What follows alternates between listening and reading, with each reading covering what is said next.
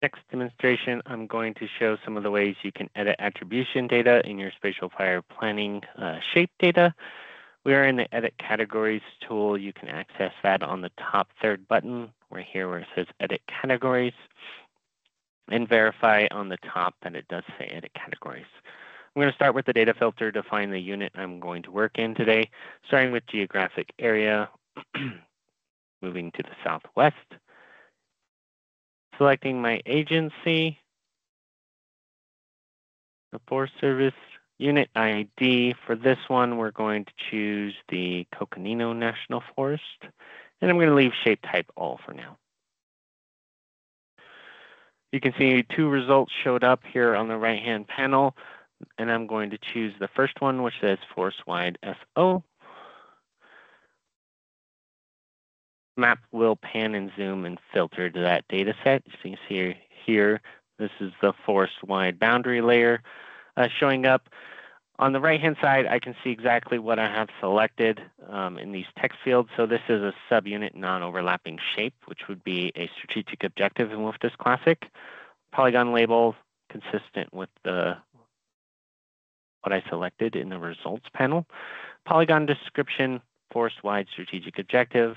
And then these last 2 where it says NextGen course of action and strategic assessment, they are blank, and so there is no data showing. We can also look at the language tied to that down here, and we can read some of that to verify how I'm going to set up my categories to be read in NextGen WFDSS. Starting off in the editor here on the left-hand side, this is where I can adjust some of those attributes. So if I wanted to adjust my label here, I could say, okay, this is going to be a forest-wide strategic objective. There we go. And maybe for the description, I would want to give a little bit more context. It applies to all FS lands.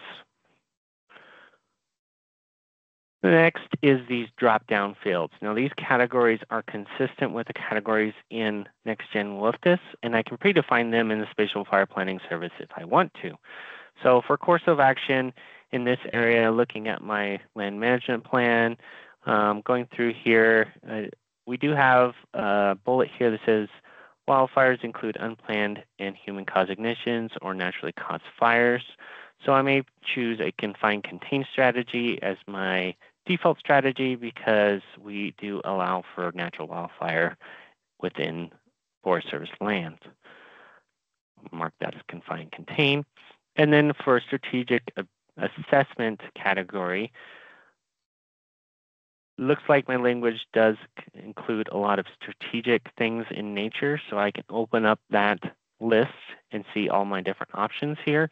And for this one, I'm going to choose strategic goal because it does seem very strategic in nature. It's not tied to a specific value at risk for this shape, so this is going to be a strategic goal. I'm going to update those.